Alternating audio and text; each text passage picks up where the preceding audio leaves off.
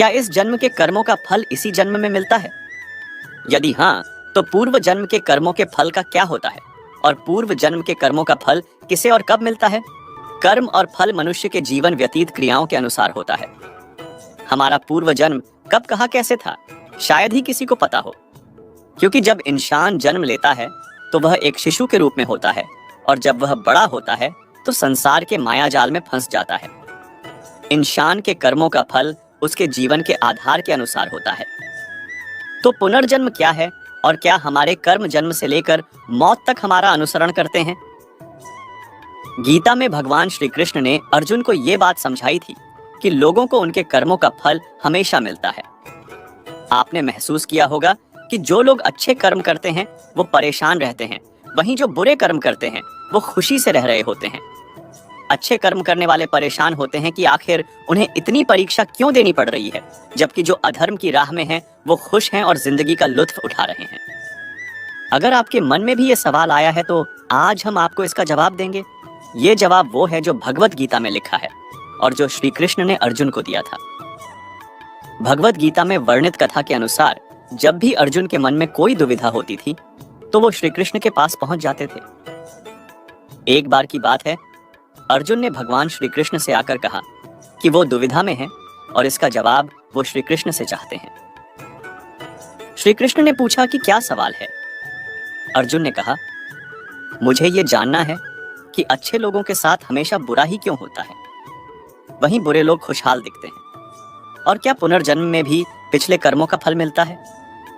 अर्जुन के मुंह से ऐसी बातें सुनकर श्री कृष्ण मुस्कुराए और कहा, मनुष्य जैसा सोचता है और महसूस करता है वैसा कुछ नहीं होता है, बल्कि अज्ञानता की वजह से वो सच्चाई नहीं समझ पाता है।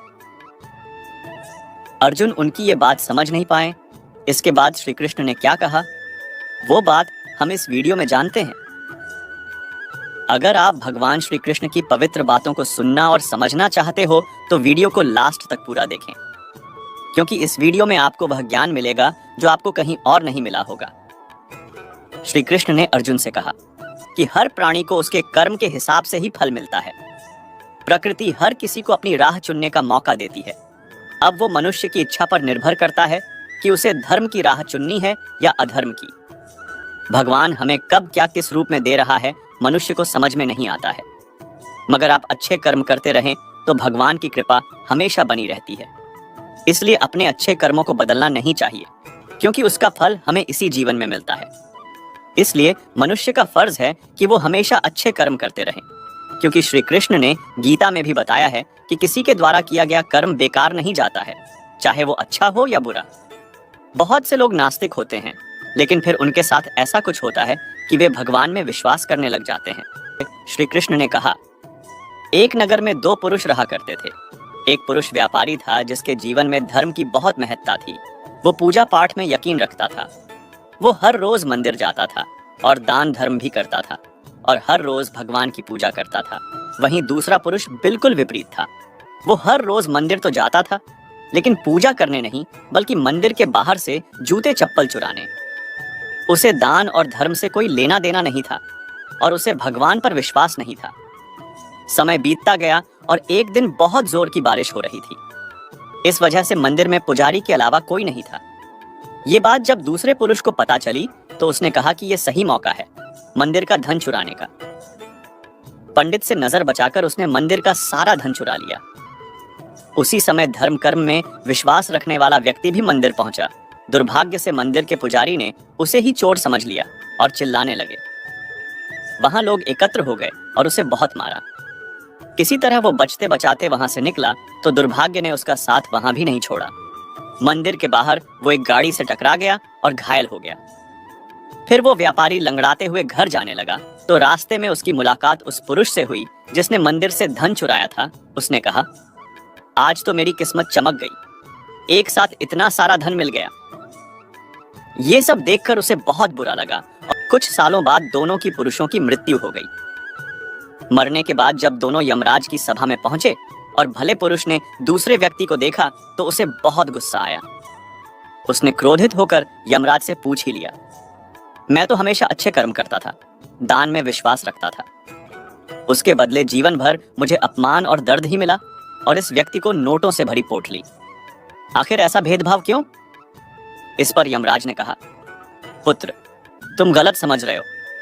जिस दिन तुम्हारी गाड़ी से टक्कर हुई थी वो दिन तुम्हारे जीवन का आखिरी दिन था, परंतु तुम्हारे अच्छे कर्मों की वजह से तुम्हारी मौत सिर्फ एक छोटी से चोट में बदल गई। तुम इस दुष्ट व्यक्ति के बारे में जानना चाहते हो। दरअसल इसके भाग्य में राजयोग था, मगर इसके कुकर्मों और अधर्म की वजह से वो सिर्फ एक छोटी सी धन की पोटली में बदल गया। श्री कृष्ण अर्जुन से कहते हैं, पार्थ, क्या अब तुम्हें तुम्हारे सवाल का जवाब मिल गया?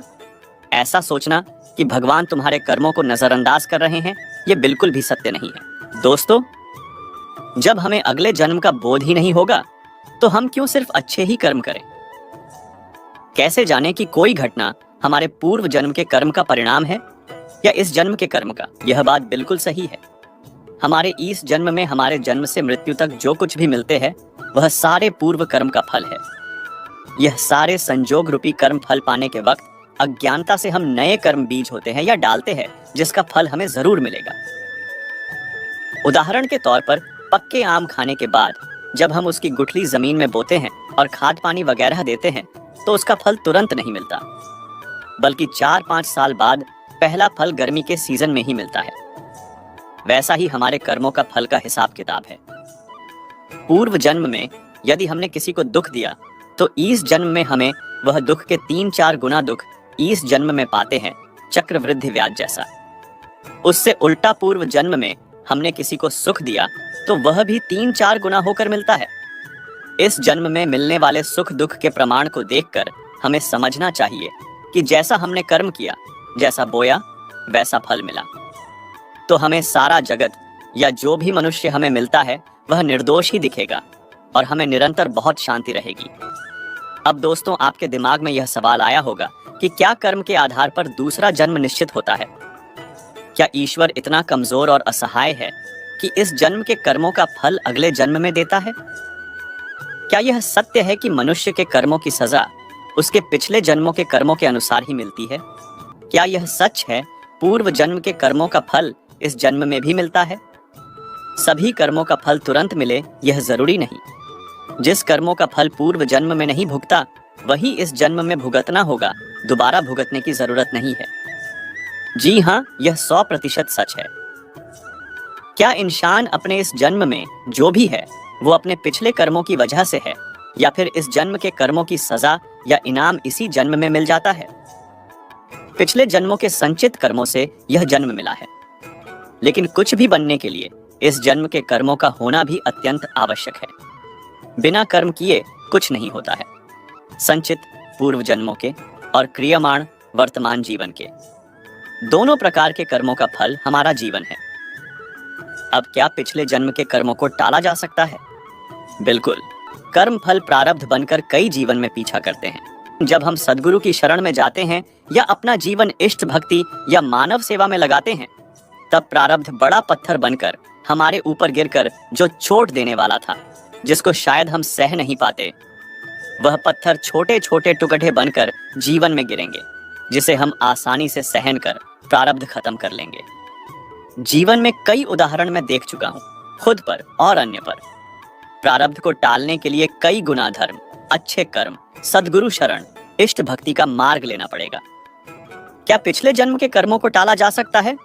हाँ, पुण्य करने से कर्म भोग को टाला जा सकता है, पर खत्म नहीं होता।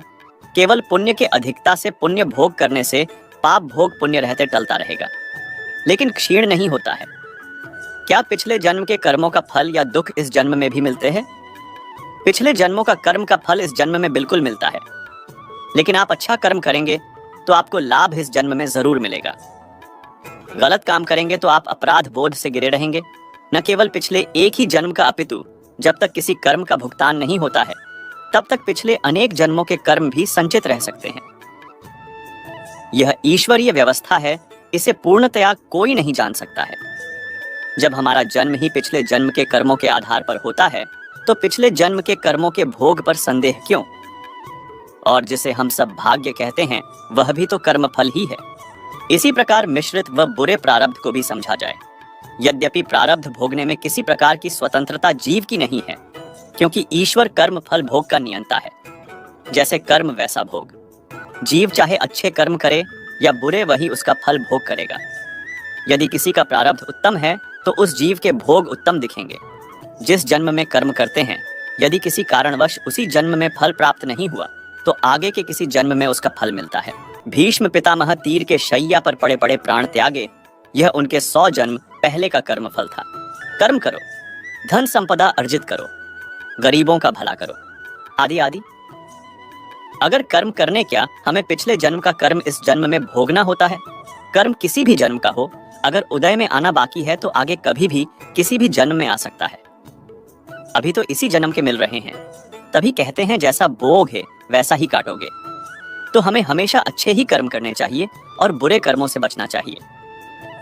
तो दोस्तों, कैसा लगा आपको मेरा यह वीडियो? कमेंट, लाइक, शेयर जरूर करें और ऐसे ही वीडियो और पाने के लिए चैनल को सब्सक्राइब करें।